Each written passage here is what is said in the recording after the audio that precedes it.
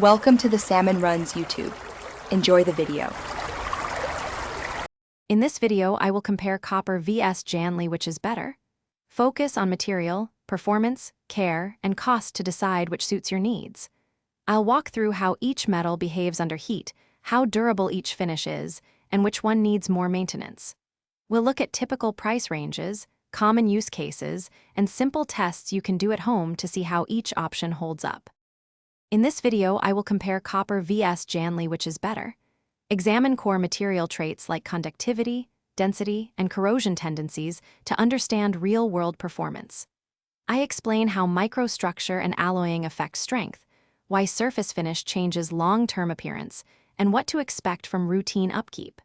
This helps you pick the right metal for plumbing, decorative, or electrical use without guessing or overspending. In this video, I will compare copper vs Jandli, which is better. Focus on how each metal performs under stress, heat cycling, and exposure to moisture or chemicals. I cover common applications, from wiring and heat exchangers to fittings and decor, and give practical advice on when to choose strength over conductivity. By the end, you'll have clear criteria to select the best option.